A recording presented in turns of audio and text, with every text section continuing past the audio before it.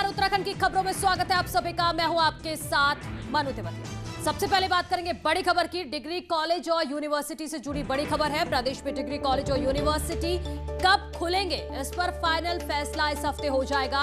उच्च शिक्षा मंत्री धन सिंह रावत ने सचिवालय में सभी सरकारी और प्राइवेट यूनिवर्सिटीज के कुलपतियों और डायरेक्टर के साथ मीटिंग की और सभी के कॉलेज खोलने पर राय जानी गई। मीटिंग में सभी कुलपतियों ने कॉलेज खोलने पर सहमति जताई है, जिसके बाद मंत्री धन सिंह रावत का कहना है कि 2-3 दिन में सीएम से बात कर फाइनल मोहर कॉलेज खोलने को लेकर लगा दी जाएगी। साथ ही मीटिंग में फैसला लिया गया है कि इस बार टॉप कॉलेज की रैंकिंग में सभी कॉलेज अप्लाई करेंगे।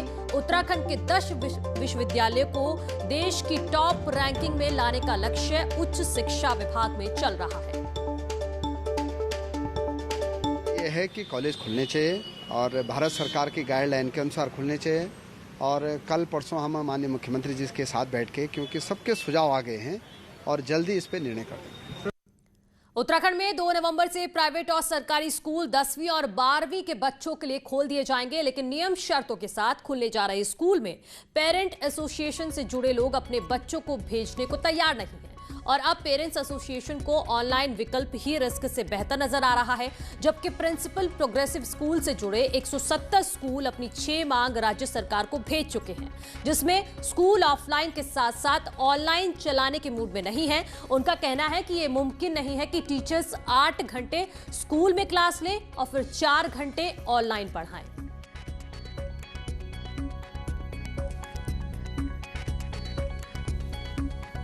देखो, बहुत मजबूरी हो रही है 10th 12th को प्रेशराइज किया जा रहा है कि बोर्ड एग्जाम है, इसीलिए वो रेडी हो रहे हैं। अदरवाइज कोई भी पेरेंट्स नहीं चाहेगा, क्योंकि सुप्रीम कोर्ट ने साफ साफ गाइडलाइंस दिया हुआ है कि स्कूल में जो भी सुरक्षा की व्यवस्था है वो अभिभावक द्वारा और बाल संरक्षण आयोग के अधिकारियों द्वारा जांच की जाएगी। लेकिन ऐसी कोई भी गाइडलाइन अभी पेरेंट्स के पास आई नहीं है। जो टीचर 6 घंटे पहले स्कूल में काम करेगा, फिर उसके बाद में वो वर्चुअल क्लासेस ले, उसमें भी 4 घंटे लग जाते हैं। हर लेडी टीचर को अपने परिवार, अपने बच्चे, उनकी शिक्षा और घर के जो और कामकाज होते हैं वो भी देखने पड़ते हैं। तो ये संभव नहीं हो पाएगा कि हम 6 घंटे तो उनको स्कूल में बुलाएं और उसके बाद बोलेंगे कि 4 घंटे आपने और वर्चुअल क्लासेस लेनी है। राज्य में नवरात्र में मंत्रिमंडल विस्तार पर एक बार फिर ब्रेक लग सकता है। सूत्रों की माने तो राज्यसभा की एक सीट के लिए चुनाव के मद्देनजर मंत्रिमंडल विस्तार का फैसला फिलहाल टाला जा सकता है। उत्तराखंड से खाली हो रही राज्यसभा की एक सीट के लिए 27 अक्टूबर को नामांकन दाखिल करने की अंतिम तारीख है। अभी तक ये तय माना जा रहा है कि कांग्रेस अपना कोई कैंडिडेट खड़ा नहीं करेगी, लेकिन फिर भी कोई रिस्क न लेने की रणनीति के तहत बीजेपी नामांकन पत्र दाखिल करने की अंतिम तारीख तक इसका वेट करेगी। हालांकि सीएम पहले भी कह चुके हैं कि जरूरी नहीं है कि मंत्रिमंडल विस्तार के लिए नवरात्र का इंतजार करना पड़े।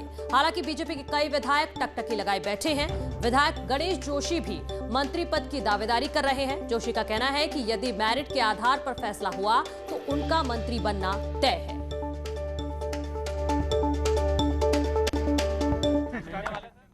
अच्छा, ऐसा है, सुबह से शीघ्र नवरात्रि की तैयारी नहीं करनी पड़ती इसके लिए। अच्छा, ऐसा है, सुबह से शीघ्र नवरात्रि की तैयारी नहीं करनी पड़ती इसके लिए। नहीं, बिल्कुल देखिए, आदमी को बिल्कुल दावेदारी करनी चाहिए। और जहाँ तक मुझे पूरा भरोसा है, अगर मेरिट की बात होगी तो मुझे पूरा भरोसा है कि कहीं ना कहीं आने वाले समय में आपका मुंह मीठा होगा। आगे बढ़ते हैं। चंपावत पुलिस को बड़ी सफलता मिली है। पुलिस ने 8 किलो से ज्यादा चरस के साथ 3 लोगों को गिरफ्तार किया है। चंपावत एसपी के मुताबिक चलती चौकी पुलिस ने 7 किलो से ज्यादा चरस के साथ 2 अभियुक्तों को गिरफ्तार किया है। साथ ही लोहाघाट थाना क्षेत्र से एक शख्स से 900 ग्राम चरस बरामद की गई है। तीनों अभियुक्तों पर एनडीपीएस एक्ट के तहत कार्रवाई की गई है और जेल भेज दिया गया है। चंपावत पुलिस के द्वारा 3 अभियुक्तों को गिरफ्तार किया गया है, जिनसे कुल 8 किलो 20 ग्राम चरस बरामद की गई है। तीनों अभियुक्तों को आज माननीय न्यायालय में पेश किया जा रहा है। अल्मोड़ा से खबर है, जहां एसओजी सोमेश्वर पुलिस को भी बड़ी सफलता हाथ लगी है। पुलिस ने एक तस्कर से 7 किलो चरस पकड़ी है। बताया जा रहा है कि तस्कर बागेश्वर से हल्द्वानी चरस बेचने जा रहा था।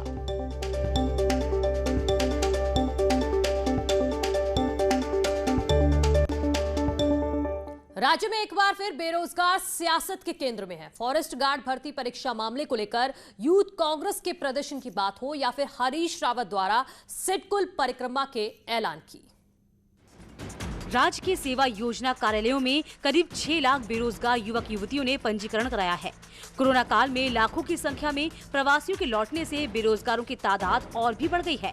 पिछले 8 महीने से लटके फॉरेस्ट गार्ड भर्ती के मामले को उठाकर कांग्रेस अचानक सुर्खियों में आ गई, तो अब हरीश रावत ने 17 अक्टूबर को सिडकुल हरिद्वार में परिक्रमा करने का ऐलान किया कि मैं 17 अक्टूबर को हरिद्वार सिडकुल में अपने पूर्व घोषित कार्यक्रम के अनुसार 9 लोगों को लेकर के एक परिक्रमा, रोजगार परिक्रमा यात्रा निकालूंगा।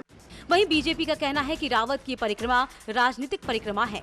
मंत्री अरविंद पांडे का कहना है कि कोविड काल में उद्योगों से लेकर हर क्षेत्र में प्रतिकूल प्रभाव पड़ा है। हरीश रावत सीनियर लीडर हैं, उन्हें ऐसे वक्त में राजनीति से बचना चाहिए। प्रत्येक क्षेत्र में कहीं न कहीं एक प्रतिकूल प्रभाव पड़ा है। ऐसे समय में हमको राजनीति से बचना चाहिए, और जिनका आपने नाम लिया वो तो बहुत वरिष्ठ नेता हैं, और इस समय के जो हालात हैं इसको सबको समझना चाहिए।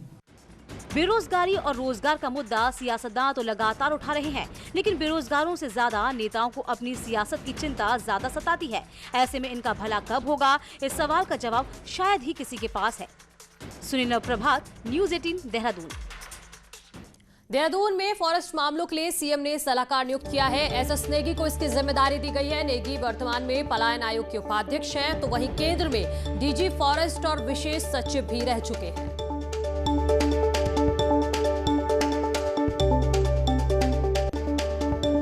नैनीताल से खबर है, जहां पूर्व मुख्यमंत्रियों के बकाया मामले में हाईकोर्ट ने स्वतः संज्ञान लेकर राज्य संपत्ति विभाग के अपर सचिव दीपेंद्र चौधरी को अवमानना का नोटिस जारी किया है। हाईकोर्ट ने 1 हफ्ते में जवाब तलब करते हुए पूछा है कि जब कोर्ट ऑर्डर में ही 41 लाख से ज्यादा धनराशि जमा करनी थी, तो किस आधार पर पूर्व सीएम रमेश पोखरियाल निशंक को 10,60,000 ही जमा करवाने का पत्र भेजा गया है।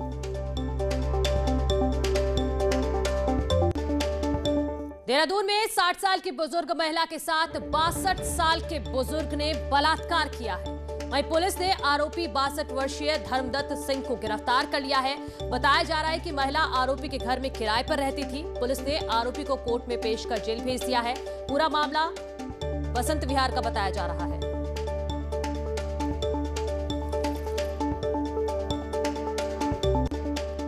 आगे बढ़ते हैं। केदारनाथ हेली सर्विसेज एक बार फिर ब्लैक टिकटिंग को लेकर विवादों में है। केदारनाथ हेली सर्विस के लिए केवल GMVN को टिकट बुक करने की परमिशन है। GMVN ने इसके लिए 70% ऑनलाइन और 30% टिकट ऑफलाइन बुक करने की सुविधा दी है, लेकिन कुछ हेली कंपनी नियमों को ताक पर रखकर ब्लैक मार्केटिंग कर अपने टिकट बेच रही है। वहीं इसकी जानकारी मिलने के बाद अब GMVN की टीम गठित कर हेलीपैड पर तैनात रखने के आदेश दिए हैं। टिकट बुकिंग एजेंसी के रूप में नामित हुई है, तो इसमें GMVN की तरफ से फ्लाइंग स्क्वाड बने हुए हैं, और हम फ्लाइंग स्क्वाड से इसको चेक करवाएंगे कि वास्तव में इसमें कितनी सच्चाई है। अगर सच्चाई होगी तो हम यूकाडा को इस पर कार्रवाई के लिए लिखेंगे। सरकार के मंत्रियों और राज्य मंत्रियों में सब कुछ ठीक नहीं चल रहा है। पर्दे के पीछे कुछ मंत्रियों और दर्जा प्राप्त राज्य मंत्रियों के बीच शीत युद्ध जैसी स्थितियां दिख रही हैं। राज्य मंत्रियों की ये टकराहट उन मंत्रियों के साथ ज्यादा है जो कांग्रेस से बीजेपी में शामिल होकर मंत्री बने हैं। वन मंत्री हरक सिंह रावत और सुरेश परियार के बीच अनबन की बात हो या फिर कृषि मंत्री सुबोध उनियाल और गुजरात बिष्ट के बीच का विवाद हो, वहीं मंत्रियों के विवाद पर विपक्ष भी लगातार चुटकी ले रहा है। हालांकि भीतर खाने जारी शीत युद्ध के बीच बाहर सब कुछ बेहतर दिखाने की कोशिशें जरूर की जा रही हैं। इस तरह का विवाद हमने नहीं देखा। सब तरह की सरकारें रही, बीजेपी की भी रही, कांग्रेस की रही, सर्वदलीय भी रही, इंडिपेंडेंट की भी रही, लेकिन ये ताज्जुब है। तो मैं नहीं समझता कि इस प्रकार की कोई परेशानी, कम से कम मेरे साथ तो इस प्रकार की कोई परेशानी कृषि मंत्री जी के साथ कभी नहीं आई, और वो भी बार बार मतलब समय समय पर हमको आदेश करते रहते हैं कि भाई ऐसा करना है और ऐसा करना है, मंडी इस प्रकार से आगे बढ़ेगी। अब हो सकता है किसी के साथ आई हो, लेकिन मेरे साथ कम से कम इस प्रकार की कोई दिक्कत या कोई परेशानी मुझे महसूस नहीं। उत्तराखंड से आज से हरियाणा, चंडीगढ़, पंजाब और हिमाचल के लिए बस सेवा की शुरुआत हो गई है, लेकिन पहले दिन बस में ट्रेवल करने के लिए यात्री नहीं मिल पा रहे हैं।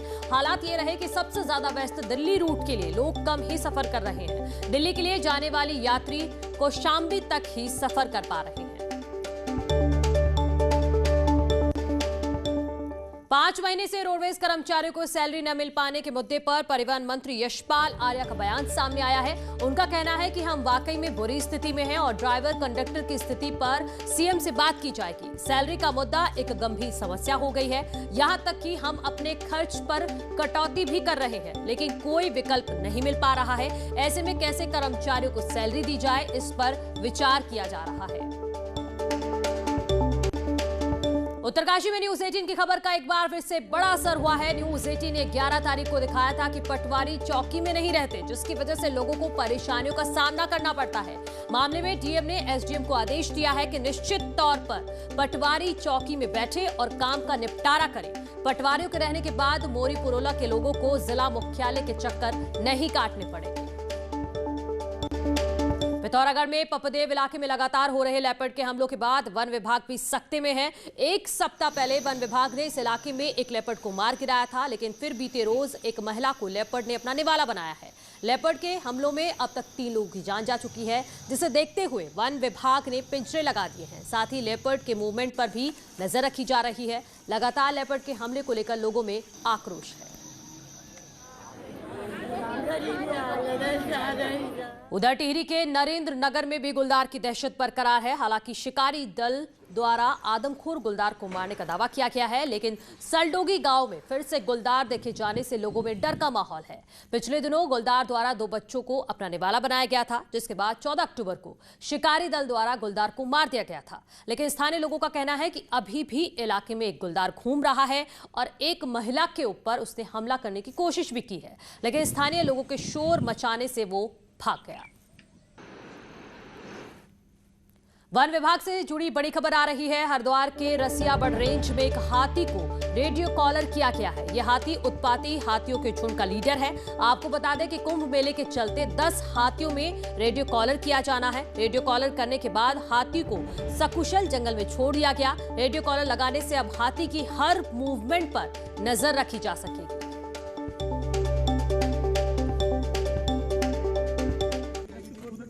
जिम कॉर्बेट नेशनल पार्क का बिजरानी जोन आज से पर्यटकों के लिए खोल दिया गया है। पहले ही दिन यहां पर्यटकों में खासा उत्साह देखने को मिला।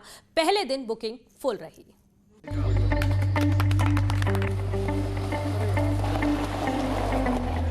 कॉर्बेट नेशनल पार्क एक बार फिर पर्यटकों से गुलजार होने लगा है। पार्क का बिजरानी जोन पहले ही दिन पर्यटकों से फुल है। यहाँ पहुँचे सैलानी बाघ की एक झलक देखने के लिए बेताब नजर आए। हालांकि लंबे समय बाद टूरिस्टों को देखकर वन्य जीव खासे आक्रामक दिख रहे हैं। बहुत क्लीन एनवायरनमेंट है यहाँ का जिम कॉर्बेट का, और फर्स्ट ओपनिंग पे मैं यहाँ आई हूँ, तो बस यही है कि हमें टाइगर देखने को मिले और बच्चे भी एक्साइटेड होंगे कि हाँ टाइगर दिख गया। सेम मेरा भी है, मेरी डॉटर है, बहुत छोटी है अभी, लेकिन ये है कि एटलीस्ट उसको मैं बता सकूँगी कि आप फर्स्ट डे यहाँ आए थे जिम कॉर्बेट में और फर्स्ट डे आपको टाइगर देखने को मिला। टाइगर एंड लेपर्ड, एलिफेंट्स कुछ देखने को मिले, हमें यही होप लेकर आए हम यहाँ पर आज। कैसा लगा आपको यहाँ पे? सर यहाँ पे आके मैं बहुत अच्छा लग रहा है। कोविड के बाद कहीं घूमने को मिला हमें यहाँ। कॉर्बेट का बिजरानी जोन सैलानियों में बहुत लोकप्रिय है। इसके खुलते ही यहाँ सैलानी उमड़ पड़े हैं। यहाँ बाघों का रोमांच पर्यटकों को खींच लाता है। कॉर्बेट के इतिहास में पहली बार 15 अक्टूबर से ही नाइट स्टे की सुविधा भी शुरू हो गई है। हालांकि पार्क का ढिकाला जोन 15 नवंबर से पर्यटकों के लिए खोला जाएगा।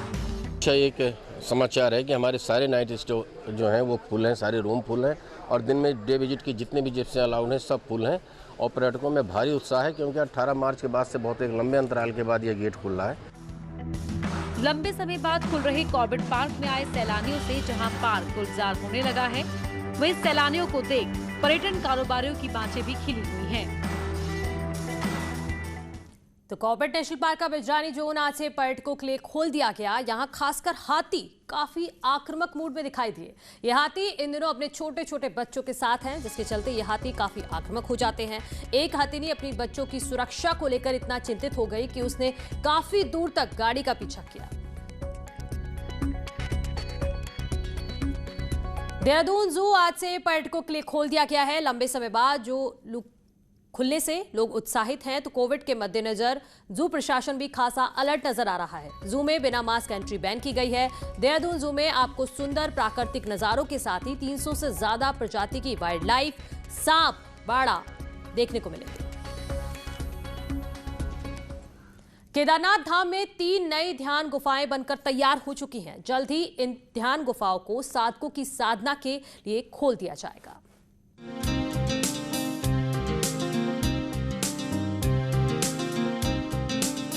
केदारनाथ धाम से 1.5 किलोमीटर दूर पहाड़ी पर साधकों के लिए ध्यान और साधना के लिए 3 नई गुफाएं बनकर तैयार हो गई हैं, जिसे इसी महीने के आखिर में ध्यान साधना के लिए खोला जा सकता है। केदारनाथ धाम में एक गुफा 2019 में भी बनाई गई थी, जिसमें पीएम मोदी ने ध्यान कर दुनिया का ध्यान इस ओर खींचा था। इस ध्यान गुफा में साधकों के लिए बिजली, पानी, शौचालय समेत कई सुविधाएं मौजूद रहेंगी और साधक यहाँ रात्रि विश्राम भी कर सकेंगे। 3 ध्यान गुफाओं का निर्माण कार्य PWD DDMA सिविल कार्य इकाई के माध्यम से किया जा रहा है। अभी इसका जो कंप्लीशन था वो हमको सितंबर में करना था, जिसको सिविल वर्क इसमें कंप्लीट हो गया है। इलेक्ट्रिक वर्क का कार्य वर्तमान में चल रहा है।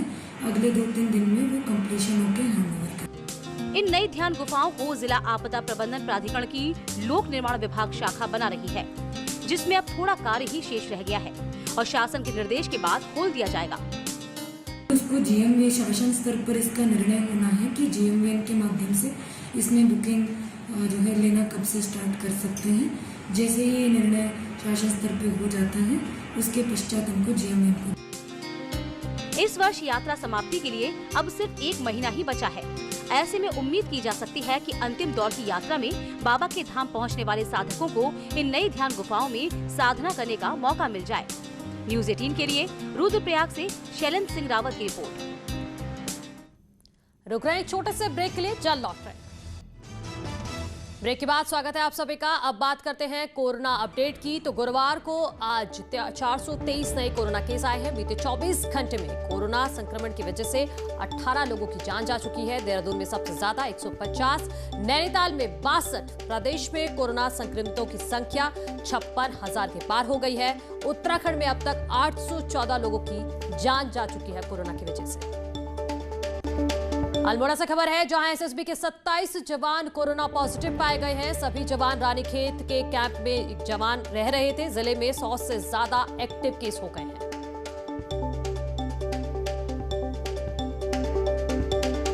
पिरान कलियर का 752वां सालाना उर्स 17 अक्टूबर को मेहंदी डोरी की रस्म के साथ शुरू होने जा रहा है। वहीं इस बार कोविड के चलते सीमित संख्या में जायरीन साबिर पाक दरगाह में जियारत कर पाएंगे, जिसको लेकर प्रशासन और दरगाह प्रबंधन तैयारियों में जुटा हुआ है। पिरान कलियर का उर्स में जायरीनों को सोशल डिस्टेंसिंग, मास्क के साथ ही दरगाह में प्रवेश करने की इजाजत दी जाएगी। सालाना उर्स की रस्में होती हैं, उसी के संबंध में ये तैयारियां की जा रही हैं कि उसमें कोविड-19 के संबंध में सभी सावधानियों को बरता जाए। अनलॉक 5 की गाइडलाइंस के तहत ही इस पूरे इन रस्मों को अदा करने की कार्रवाई की जाएगी। तो फिलहाल उत्तराखंड की खबरों में इतना ही। एक छोटा सा ब्रेक, उसके बाद देखिए हमारा स्पेशल शो महाबहस।